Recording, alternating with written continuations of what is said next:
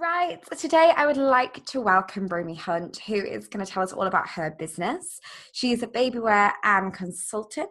Am I right there, Roamy? I was really nervous about introducing your title because it's very impressive. I didn't want to get it wrong because you've also created Southeast Slings as well, haven't you? But you're going into a new venture. So I tell you what, I'm going to let you introduce yourself and tell everyone a little bit about you.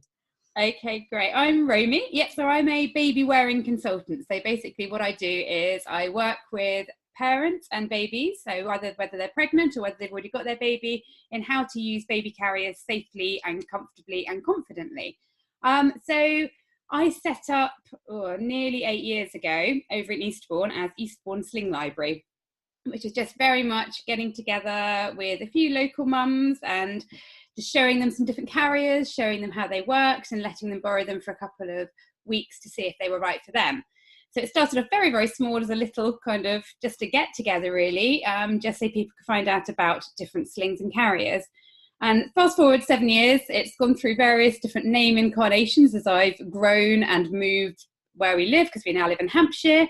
And it's now Southeast Slings. And I've recently, as in just last week, split it into two. So I've now got Southeast Slings and we've got Roamy Hunt Babywearing Consultant. So I've got the two parts to it. So I'm still doing the same thing, but it's just, a lot of people seem to think Southeast Slings was like this huge corporation and didn't realise there was actually this one person running it all. And when people did find out it was just me, they said, oh, well, that's really nice to know it's you. I'd like to kind of have an idea that I'm actually dealing with one person rather than a big company sat in an office block somewhere. So quite a few people suggested to me it'd be nice to have the consultancy aspect more about me rather than under a big banner. So yes, I've now got double the websites and double the social media, and I've just created lots of work, but hopefully it should all work out nicely. So yes, me and where I'm at. Yeah, I think that's the thing, isn't it? People always want to kind of go in and people assume they're big corporations, but a lot of the time it is just us sitting behind a desk responding to inquiries all hours of the day and night. So it's really exciting. So that's absolutely brilliant. So you started off in Eastbourne. So what made you kind of start up? Because you've obviously got children yourself. Yes. So basically I discovered slings when my eldest was about 5 months old. I'd had a carrier when he was born, which I didn't get on with. I found it quite uncomfortable, and I just thought, oh, he's too heavy to be carried. He's 9 pounds. He's obviously far too big. So I sort of forgot about it. And then I was looking sort of for the framed backpack type carriers when he was getting a bit older, and was doing my online research and stumbled across other types of carrier, which I hadn't found when I was researching it when pregnant. And that led me to going along to a Sling Library in Brighton where we lived. And I tried on a couple of things and was like, oh my God, this is amazing. It's so comfortable. He feels fantastic. And I was basically hooked from then. So I went and ordered one online, and that was the start of it all. So that was when I lived in Brighton. We then moved to Eastbourne a couple of months later, and I set up what's called a sling meet. So just to get together of people, mainly because I wanted to meet some people in the new place I lived. I didn't know anybody. I had a new baby. So it was just a social thing. Then, 9 months later, his baby brother came along. So I had then two small people, 2 under 2, which is always challenging. Oh, you're a hero. You're a hero. And then when he was 3 months old, I literally overnight decided to change the sling meet into becoming a sling library. So rather than just meeting up with people and chatting to them, I could actually show them a selection of carriers and they could take them away and actually try them out for themselves. My eldest was actually very ill at Great Ormond Street at the time. So part of the reason for setting it up was a bit of a distraction from all the hospital appointments and being so worried about him. So it was very much as a kind of like a hobby stroke wanting to help people rather than I want to run a business. I mean, I was so busy with 2 small people and hospital appointments and everything else. I really wasn't thinking about working at the time, but it was just, I sort of saw a need and wanted to help people not struggle the way I had when I'd had my first. So he hadn't wanted to be put down. I hadn't had a carrier. I did spend a lot of time shifting him around from hip to hip and holding him on my front, sitting on the sofa, thinking I don't want to move because he'll wake up and I can't put him down. And yeah, I just basically wanted to help people, so know what their options were and try different things out. So yeah, that's kind of how it started. Yeah, I think that's one of the things, isn't it? When you're a new mom, I guess you don't know what to do with your little one if they want you all the time. You don't know where to put them, and it can become quite isolating very quickly when you can't go out and meet lots of people. So what a great kind of startup. And I think that the thing with businesses, some people go out to try and create a niche in the market, and you actually saw a need for something and filled it, and that's well, I would say what set yourself aside, because you were one of the first people to kind of set up doing this. Am I right? You kind of one of the first kind of sling libraries around. Yeah, so if you want to get geeky about it, there's actually a timeline on my website which shows when all the different Sling libraries started, and they started around, I think it was 2006. I think the first one happened, but there were only literally a handful of them when I started in 2011. So there'd been a couple. There was one in Northern Ireland. I think there was one in Oxford. They're kind of in quite kind of slightly random places, to be honest, where they initially started up. But when I started at the same time as a couple of other people. We had South London Sling Library and North East Sling Library that started at the same time. And yeah, we were kind of not the pioneers, but we were the sort of start of this A big wave. Yeah. explosion of sling libraries. And it's really interesting, actually, if you look at the timeline, because they're very sporadic. And then suddenly, about 6 months after we started, loads of other people started creating sling libraries, and it became quite a normal thing to have. I mean, most largish towns around the UK now have a sling library, which is amazing. So yeah, so I was one of the earlier people doing that, but it was just from a chat in a forum. So before the days of Facebook groups, a lot of mums were in forums where they chat to each other in the same way you do in a group. And just a couple of us were chatting about slings and helping people, and it was very odd because it did happen overnight. It wasn't like a big plan, and it's just sort of snowballed from there. But yeah. That's brilliant. I think that's absolutely brilliant. And yeah, like I said, it is really helping people. So just in case anybody isn't aware of how a Sling Library works, so people can come, it's like an actual book library, isn't it? You take it away, give it a try for, is it 2 weeks or so? Is it? They are all completely different. So Sling Library is generally run by volunteers. There's not generally a centralized place that's controlling it. So somebody who decides to set up a Sling Library, they can run it however they wish to run it. But in general, how they work is the Sling Library has a selection of different baby carriers and slings suitable for various different ages of child. You can try them on there and then to work out which one you quite like the look of. If you'd like to, you can then hire one for a couple of weeks. So some do it for a couple of weeks, some do it for a month, some do it until their next Sling Library session. It depends on how it works with them. And then they can go and try it out just to make sure that when they go away with it, they can still use it comfortably and confidently without you there helping them. So the way my Sling Library works is I also retail baby carriers. So what I do is I work with people either in a one-to-one situation or as a baby group or in a workshop, and they work at which carrier they like the idea of, and then they hire a brand new carrier from me. And so this means they kind of think they know what they've got, what they want, but they want to go and try it out. So they then have 2 weeks to use it as much as they like.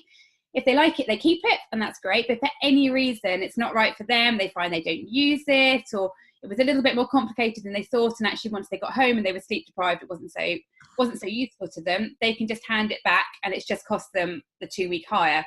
So it's a really nice system because I've already kind of worked with them on what is likely to work for them. So they're fairly confident that they like it, but it means they do get that chance to properly try it at home in the real world, maybe when they've got older children they're trying to look after, so their partner can try it, when they're out with the dog, all these kind of things, so they properly get to have a good trial of it. Most of the time they do end up keeping it because I've obviously helped them to work out what's right for them. But even if they don't, they feel they've had a really positive experience because they've been able to work out that wasn't right for them, whether they actually didn't use it as much as they thought, so they don't really need one, or whether actually they want to try something different. But it means they can properly know it's right for them, rather than spending lots of money on something that then sits in the back of a cupboard and doesn't get used. Yes, absolutely. So just jumping back before your work with the Sling Library, so did you ever see yourself being in business and working for yourself? Did you kind of have that as a plan at all? No, not really. So before children, I was a full-time singer and singing teacher, which obviously naturally flows into running a baby carrier business. So I was doing that. I taught in a stage school. I worked in a sixth form college teaching modern music, and I did private lessons. So I mean, that was slightly self-employed, but in a very, very different way to running a business.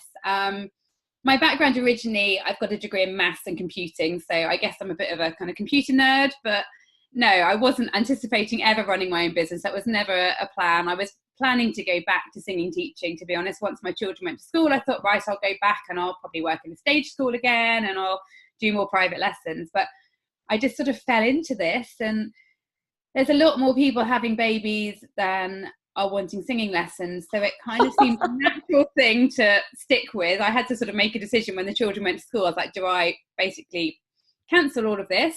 But I was helping basically the whole of East Sussex with Sling Library sessions. Oh, that's amazing. Wow. Yeah, it was huge. And I was covering sort of Hastings, Bexhill. I was going up to Tunbridge Wells in Kent. I was covering a massive area. And I thought, I can't take this service away from people.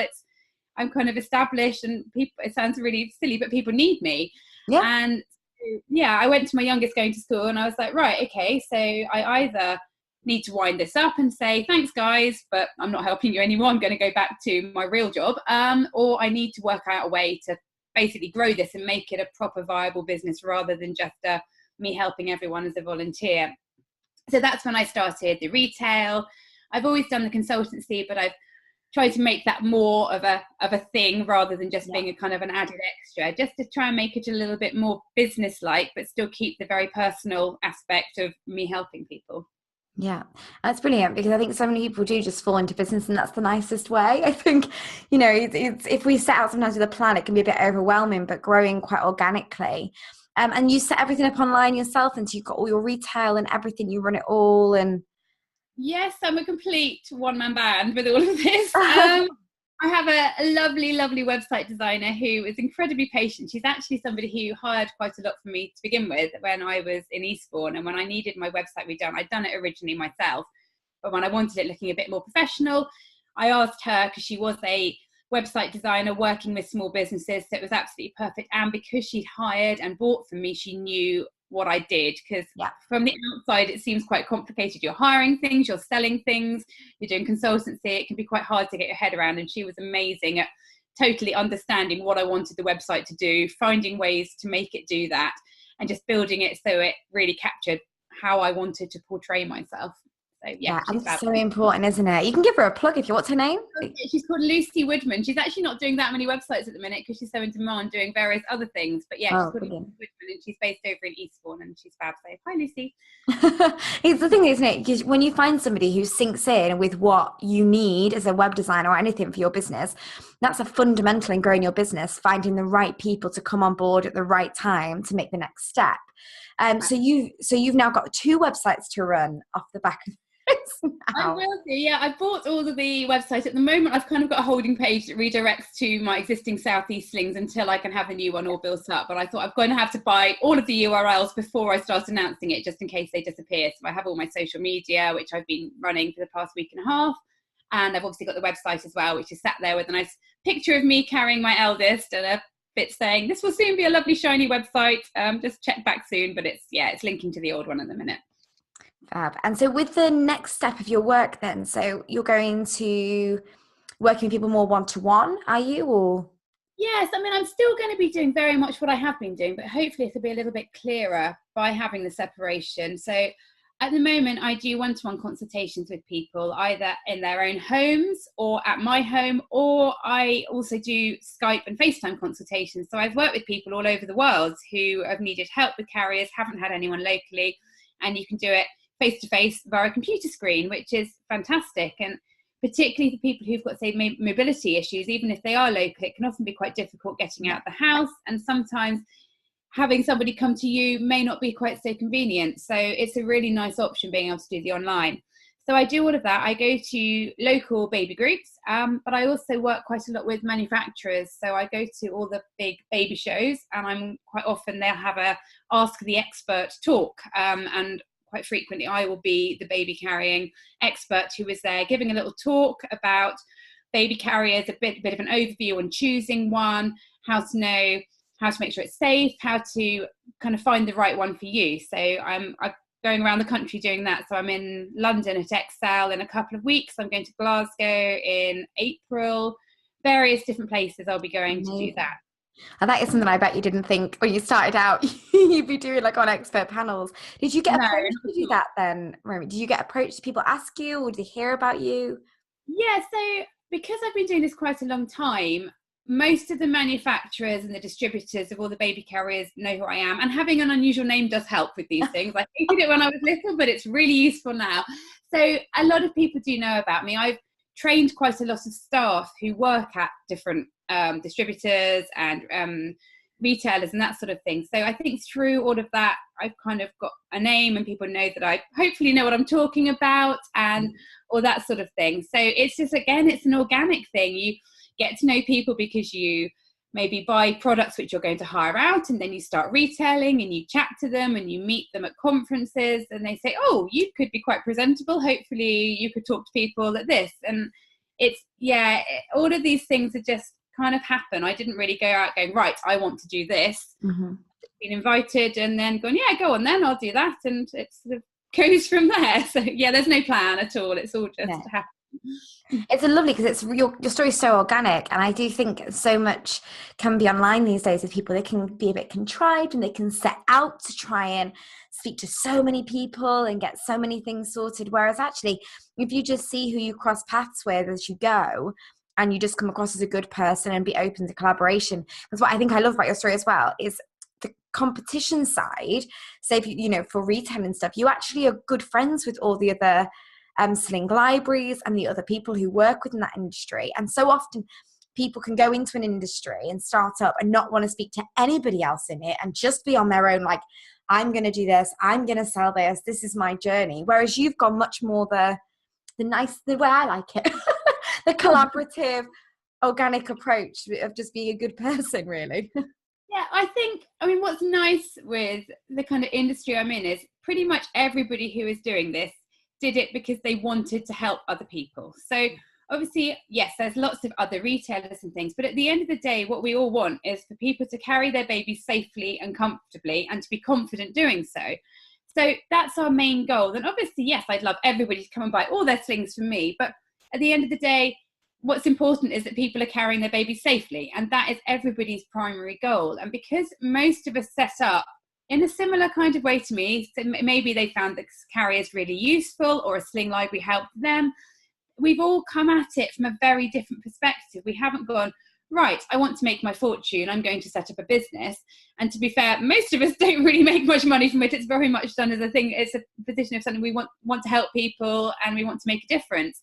And I think because of that, you can be friends with everybody and everyone's got their own niche. So every retailer will probably have slightly different, unique selling point about them, whether it's because they've got videos, they may sell different products, everyone's different. And I think you can all coexist alongside each other quite nicely. So when I will refer people to, I don't know, say somebody got in touch with me from, I don't know, Manchester or something, rather than instantly going, okay, well, I'll help you online, I'll say, well, have you thought about going to your local Sling Live because you can get some in-person help there? Obviously, I'm happy to help you from here, but there is also resources near to you, because I want to give parents the best choice of options. Obviously, they're very welcome to still kind of have a online chat with me, but it would probably be more beneficial to them to see someone in person if they can. So I will always try and put the parents' priorities first, obviously above me trying to say make a sale or trying to do a consultation, because actually helping the parent is what's the most important part of it. Absolutely. And also, you know, because the loneliness parents can feel, it's one thing to speak to someone online, but like you say, going to a Sling Library in person, meeting other parents, you're probably helping them in a deeper way than you realize, just encouraging them to do that. And that's huge. So how have you found it running a business then? And you've got 2 boys. How do you work your hours then? Well, I can't say it's always been super easy. I mean, when they were little, obviously I was doing a lot less, and it's been nice that this has all grown alongside them growing. So when they were tiny, it was a case of putting Tommy in a carrier on my front, grabbing a couple of big IKEA bags and going off to the cafe to kind of run my Sling Library session. Obviously, as he got older, I could then leave him at home with his dad, or they could go on play dates. So it's that sort of aspect of it has kind of naturally grown. As they're now nearly 8 and 9.5, so they're quite grown up now. But as they've got bigger, obviously I've been able to take on doing more things. So now they're at school, I can work a fairly sort of normal-ish daytime, so I'll drop them at school, then I'll come and I'll go to baby groups, or I will do consultations, or I'll chat to people like you, or all these different things that I will go and do during a day. Obviously, I go away to baby shows quite a bit, and my husband is awesome because he is so good about me suddenly disappearing for 3 or 4 days over a weekend to go and work at a baby show and then coming back. And I guess, I mean, the children, they've grown up with it. They know that that's what mummy does, and there are lots of scary dolls in the other room, and that she uses for demonstrating with. And I think it's really important, to be honest, for children to see that actually people do work. That sounds a bit strange. I always wanted to be a stay-at-home mum, and I loved being able to be at home with my children, but I also think it's good that they've seen that I have actually had to juggle things, and to earn money you go and you work, and they can actually sort of see the whole process that goes on, and they understand that, okay, well, mummy's not here now, but actually next weekend we're going to go and do this, and that's really positive because mummy's been able to be working so that we can then do this together as a family. So it's getting that balance and learn absolutely. about. I think as well, for me, it's the positive attitude you have towards your work that rubs off to your children. And this is what I always say to parents, if you go to a job every day and you don't like it and you're miserable leaving the house, you're imprinting on a child that it's okay to work and be miserable and just work for work's sake. Whereas if you're watching your mum or your dad go off to work and be really passionate about what they do and enthusiastic about it and love their day-to-day life, you're imprinting on a child that look what you can achieve and you can do stuff you enjoy. Work doesn't have to be work to live to die, in a very dramatic sense. No, that's really interesting. I've never really thought of it like that. But you're absolutely right. I mean, it's actually setting a very good life lesson that you can actually work and enjoy it. I mean, I this is one of the things I struggle with. I was talking to somebody earlier on today and saying, I feel really bad that I charge people for consultations because I love helping them and I really, really want to help them and I get such a kick out of doing it. And she said, it's okay to enjoy what you do and get paid for it. And I was like, oh, okay, I guess so. But there is quite a mentality that work is meant to be this awful, boring thing. And the only kind of benefit is the fact you get a paycheck at the end of the month. And it's really lovely to be able to do something that I do enjoy. And it sounds so cheesy, but I love making a difference to other people. And sometimes I see people who are really struggling, and I know that by me having helped them, I've actually made a difference. And that's amazing to be able to do that for somebody, to actually really help them as a new parent or when they're pregnant, to actually feel that they're actually more capable and more confident in what they're doing. And I just love it. It's fantastic. You really light up when you talk about it. It's great. I did kids entertainment for years. The amount of times I'd left parties and gone, oh my God, I've not taken any money, and gone back. And so, I'm really sorry. Yeah, I've done that. I just enjoyed it so much. And that was in a non-cheesy way. But you can't not enjoy it when you kind of got that connection to actually making a difference to something. Granted, mine was making a difference dressed as Elsa, and yours is it's all the same kind of thing. But I guess you must, from as I know, because I've got friends who've spoken about it, and I've worked with mums for a long time, mums and babies for a long time, and the mental health side for mums is a really big thing. And I do think that initial phase with a little one, when they are crying and they do want to be close to you, and you're in that torn world of kind of not being able to get out of the house really because it takes so long and you might forget something or and that nervous energy you live in, and then having this baby at home that you've kind of got to keep happy or stop crying so you can think. Actually having them close to you and having them settled and happy, I can see why you love it so much, because from a mental health perspective you must make such a difference on that for mums. A huge difference. Yeah, it's completely that. I mean, I suffered from postnatal depression after my first baby was born. I didn't really appreciate quite how bad it was until I had my second and realised what it was meant to be like. Because everyone says, oh gosh, they're struggling and all this sort of thing. And you don't really know quite how you're feeling compared to everybody else. But I had a baby who didn't want to be put down, which I now know is completely normal. Babies want to be held close because they want to feel safe and they want to be able to hear your heartbeat and smell you and hear your voice. And it completely makes sense now looking back. But at the time, I'd done a lot of reading which said baby needed to be put down. So I spent my entire time struggling with a baby who was settled on me, but I was like, oh no, I mustn't hold him. I need to put him down. I need to put him down. So we were in this vicious cycle of putting him down, him crying, me picking him up, me feeling bad for picking him up. So it's so nice to be, I mean, I can't change that. But what I can do is use my experience and my now knowledge to help other people not struggle in that way. And there's so much information out there, which is fantastic. And Google can be brilliant, but it can also make you very, very isolated and also very torn, because nobody's actually saying, do this. People are saying, well, you can do this, you can do this, you can do that. And sometimes as a parent, you feel like you want someone to say, actually, it's okay.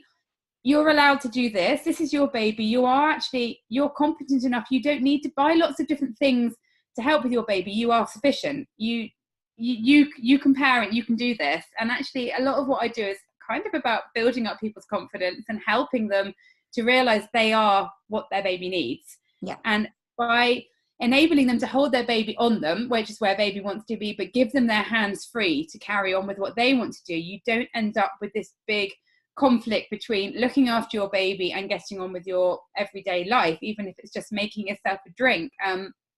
All of these things, it just massively empowers the parent to be able to parent, basically. And what's so great about the slings is there's no real downside for the baby. Most things you've kind of got, well, there's a positive here and then there's a not so positive here, whereas with the slings it's all a benefit, whether you're using a baby carrier just an hour a day or just for a holiday because it can get you through the airport, or whether you're using it literally all the time. Baby's going to benefit from being held close to you, and it will help you to bond with them. But if you're not using it, then there's not really a detriment, but any time you are using it, you're actually helping baby. So it's a really nice thing to be doing, because there isn't really a downside to it, which there isn't much in life which is like that. It's so nice because there's no pressure, and that's what's so lovely. Because I think, like you said, I spoke to my mum about something yesterday. I can't remember what it was, and it was about children. And she said, "Well, you know, in my day, we didn't have any of those rules, and we had these rules. We didn't have this, and now because of, I think, social media and because of the online world, parents are bombarded with, don't apply them this way, don't do this, feed at this time, don't toilet that, da, da, da, da. And you're going, well, that, what should I do? What shouldn't I do? So to have something that actually takes that pressure off your shoulders as a parent, I think you do such an amazing job. I really do. No, I like it, to be honest. Yeah. I've never considered myself necessarily a baby person, so this is the last thing I really saw myself ending up doing. I would just, but actually, I really like it because it benefits the baby, but I'm also really helping the parent. And quite often I'm maybe the first person since baby's been born that is focusing on the parent and saying, right, your baby wants to be held. They're going to be happy whether you're holding them in arms, whether they're in a carrier. This is actually about you. This is about what you find comfortable, because as long as you're using it correctly, baby won't mind whether you're using them in a buckle carrier or a stretchy wrap or a ring sling. They don't really care. Actually, this is my time to spend with you, to find what works for you, what suits your lifestyle, what suits you as a person. And it's a bit of a light bulb moment for some people that actually, gosh, somebody's focused on me rather than my baby for 5 minutes, an hour, whatever length of time it is. And for people who are finding it a little bit more difficult, the transition from being pregnant to actually having a baby here, it can be really important to them to have that little bit of focus, a little bit of attention, a bit of time on them, and for someone to reassure them that, yeah, you're doing an okay job, you're all right, you've got this. And actually, if I feel sometimes when I come away from seeing people, I feel like a lot of what I've done has been more of a kind of, I don't know, sort of like a counselling session, I guess, a little bit like, I'm not a counsellor, so please don't. No, not at all. But I think it's that friendship kind of thing. You know, we all, as women, I think we like to problem solve, and we don't, you know, come in from a counselling side, but actually just giving somebody an ear and a little bit of support and a little bit of positivity is sometimes gets people through the next 2 weeks, you know. And absolutely, and I've had people contact me kind of a couple of years later, sending me a message just saying, I just really wanted to thank you because actually I was really struggling and you came along, and that felt to me like that was the turning point where I suddenly felt like it wasn't so insurmountable, this parenting business, and that maybe I could manage this. And that's fantastic. If I can do that for somebody, it's like, wow, that's just awesome. So that's amazing. That's amazing. You've got me looking a bit like overwhelmed there. Because I work with mums all the time, and I think I mentioned to you when we first spoke that my sister's doing a show at the moment. It's about mental health for childhood trauma, which leads in with new mums, and she did one before that was again, about postnatal depression for new mums and things like that. And it's just become part of our bubble for the last 2 years of understanding what a lot of parents go through. And I've taught under threes for a long time, so I've seen it.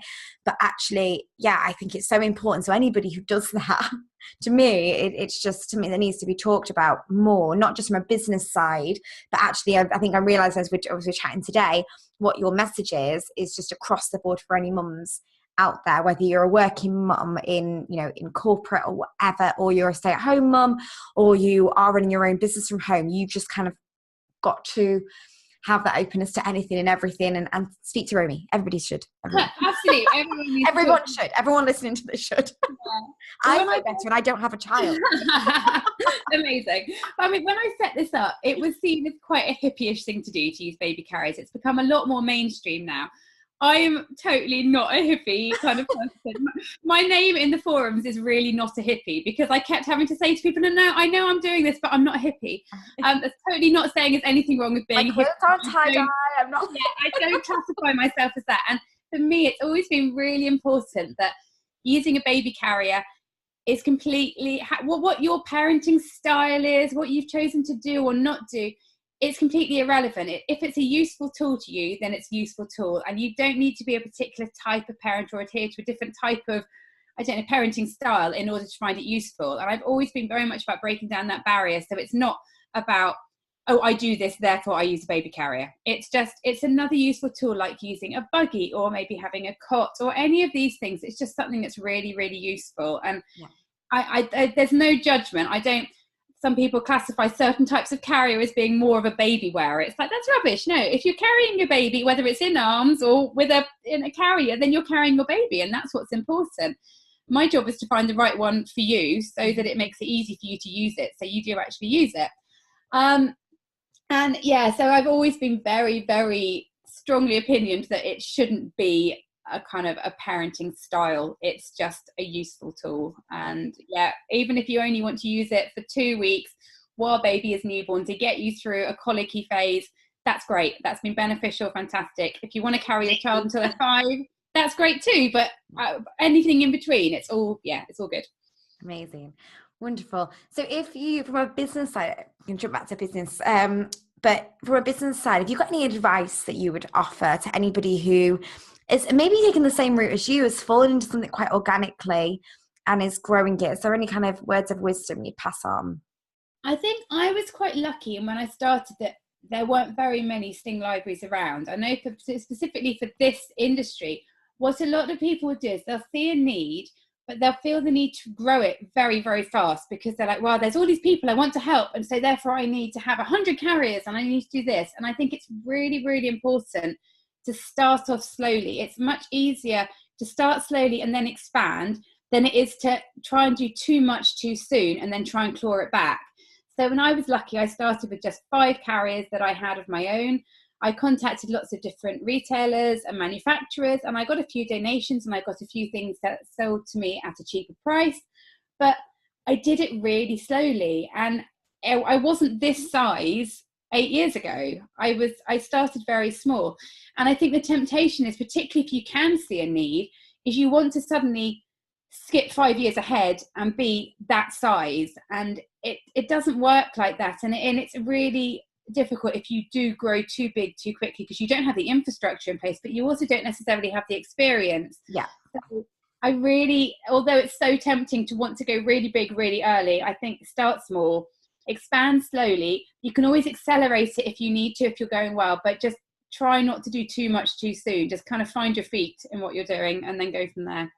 Absolutely. I could not agree more. And you know what? I think we're bombarded on social media with everybody these days telling us how quickly they've scaled and how much money they've made within like a month or 2 months or 12 months. And you're like, and I personally, speak from personal experience, I got really demoralized from it. And I got really downhearted on myself when I was setting big goals and I wanted to go like kaboom, massive really quickly. And then I didn't hit them, and it knocks you back and you kind of give up a little bit. But if you do exactly what you've said I'm doing now with my business, and setting small goals, not trying to do too much too quickly, not trying to overexert myself in a million areas and be a million things to a million people, and grow more organically. And I think that is probably one of the best pieces of advice you can give. So yeah, definitely. I think easily you can get sidetracked with social media these days to people making businesses like click of a finger and you're up to, you know, Richard Branson level, and it just doesn't happen like that. So it's nice to speak to somebody who sees it, the same way. I think as well with the business and looking more generally, and there's a lot of people, I've joined a few different networking groups recently because I thought I need to try and get my name out there because I'm very good at the teaching. I'm not so good at marketing myself. So I've joined a lot of groups where there's a lot of new businesses or people who are going, I want to start a business. What can I do? And I totally think that's the wrong way to look at it. You need to see a need or see something that's lacking. Quite often, particularly for mums, it's something you through personal experience. You think, oh, there hasn't been one of these going on around. I wonder if I should introduce that. But I think it's really easy to kind of go, I need to have a business, therefore I need to try and create something. And you cannot create a demand for something if there's no demand there. It doesn't matter how much marketing and how much money you throw at it. If people don't want the service or the product you're providing, you can't make them. And I think it's really important to find something more organically. You can obviously be positively looking for a gap, but not just go, I want a business, I'm just going to set one up. I think that's really the wrong way to do it. And also I think your mentality then is very much the kind of get rich quick type idea. And that's the people who then get demoralized because they haven't got 10,000 followers on Instagram within the first 2 months. And they're like, oh, well, it's no point. I think you need to be passionate about it because it's a lot of hard work. It's definitely not something that's easy setting up your own business. But you also need to realize you need to find something that is actually demanded by whatever your market may be so that you've actually got people who are wanting your service or your product. Yeah, absolutely. And my favorite story in business ever is Sarah Blakely, and she created Spanx, and she said she just wanted to wear a pair of white trousers and feel good in them. And so there was nothing on the market that solved that. And if you ever get a chance to listen to her story, there's a great podcast called How I Built This, and listening to her story is amazing because she did 3 years of her own kind of grit and determination and writing her own patents and getting her head down and working, and and it's never gone public. She still owns it and is now a multi-billionaire, which is a great ending to a story. Thank you. She's doing well. But that is that she did the same thing, and she says the same thing as you've just said. You've got to find something that fits that market and solves that need and kind of isn't just trying to be there for the sake of being there and running a business for the sake of running a business. Absolutely. And that you really have a vested interest. You feel passionate about it. Even if you don't make any money from it or you make a loss for the first 4 years, are you still going to feel passionate about doing this? Because, businesses, they take a long time to grow, and it's not something if you want to have something where you're going to be making X amount of money every month from the start, don't set up your own business because it just doesn't work like that. If it's something you feel really passionate about, then when times are difficult and you feel like you are working 21 hours a day, 7 days a week, you're still going to have that drive to do it because you know that there is actually a benefit to what you're doing. Yeah, making a difference. Oh, that's what a wonderful note to end on as well. So how can people find you and follow you? You've got a YouTube channel as well, am I right? Yes, I do. So there's 2 aspects. So you've got South East Slings, so as in Southeast, as in the geographical location, Slings. So all of the things for that, generally, if you type South East Slings into Google, it will bring me up. But I've got a website. I've got a YouTube channel which has got over 50 different videos of me demonstrating various different baby carriers in different positions, going through all the safety and all the information. So it can be really helpful if you're trying to choose a baby carrier and you maybe haven't got a Sling Library locally, or you're going along to one doesn't really appeal, then you can watch those and it can really help you narrow it down.